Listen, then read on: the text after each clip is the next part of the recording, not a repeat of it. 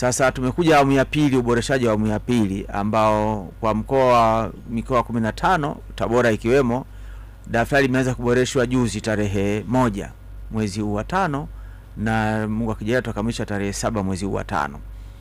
Na vituo vya kuboresha ni ngazi ya kata, na kwa mkoa wa Tabora kuna vituo kwenye kata 376 mkoa mzima wa Tabora. Kwa hiyo watu wanataka kuandikishwa pale ni wale ambao wametimiza umri wa 18 au watakaotimiza umri huo wakati wa uchaguzi. Lakini pili ni watu ambao wamehama kutoka eneo moja la uchaguzi kwenda eneo lingine. Eneo la uchaguzi ni ngazi ya kata au ngazi ya jimbo.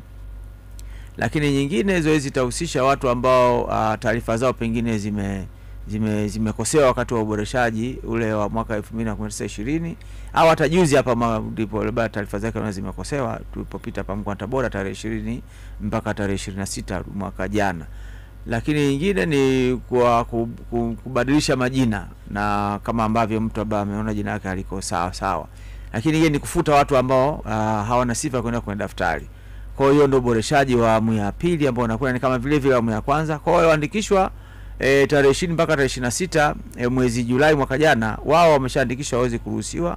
Ipo isipokuwa zoezi hili linakwenda sambamba na zoezi lingine ambalo nitaleta ufafanuzi wakati mwingine. Kwa hiyo zoezi hili ni kuandikisha piga kura wenye miaka 18 au tukuza umri huo wakati wa uchaguzi, kutoa nafasi kwa wapiga kura ambao kadi zao zimepotea katika kipindi hiki cha uboreshaji wa awamu ya kwanza au zimeharibika, lakini kutoa fursa kwa wapiga kura ambao wamehama kutoka eneo moja kwenda eneo jingine la uchaguzi kwa maana ngazi ya kata au jimbo, au kwa kutoa fursa kwa wapiga kura kubadilisha taarifa zao ambazo pengine zimekosewa.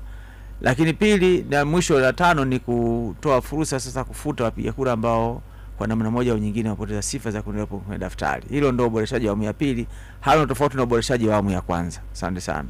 Kwa mwananchi sasa wa kawaida, kuna faida yoyote ambayo ataipata iwapo akizingatia hayo maboresho ambayo umeyasema?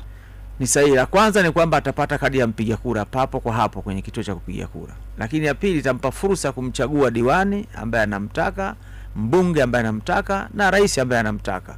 Hiyo ndio faida kubwa. Lakini pia tatu unaonyesha uzalendo.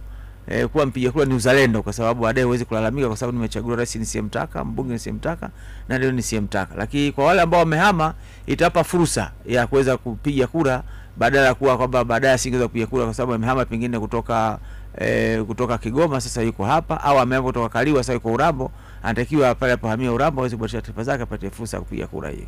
Kuna vitu vyovyote vya kuzingatia kwa huyu mtu sasa ambaye anakwenda kituoni kwa ajili ya kuboresha taarifa zake? Anatakiwa awe na vitu gani? Sahihi kabisa. Jambo la mwanzo lazima ajue kituo chake cha kuandikisha mpiga kura kiko wapi. Lakini jambo la pili ajithibitishe kwamba ana umri wa miaka 18 au kuendelea. Jambo la tatu, wale ambao wanataka kubadilisha kadi zao zimepotea, lazima kama wanaweza wakajua namba zao za kupigia kura, ambazo kama hawajui basi majina yao yakumbuka namna ambavyo waliandika pale kwenye daftari.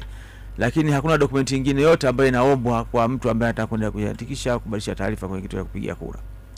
Kadi yangu ikiwa tayari imefutika kwa sababu umesema kurekebisha pale. Ndio. Ninapaswa kuondoka na kadi hiyo ambayo nilikuwa nayo kuweza kufanywa maboresho, au haina haja mimi napaswa tu kwenda mimi mwenyewe nikifika kituoni tajieleza na nitapata huduma zote? Kwa mujibu wa sheria ya Tume Huru ya Sheria ya Uchaguzi na Madiwani ni kosa kwa mtu kumiliki kadi zaidi ya moja.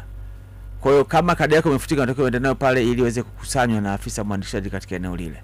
Lakini kama imepotea kabisa hakuna haja, lakini kwa sababu utajaza fomu ya kukiri kwamba kadi yangu imepotea.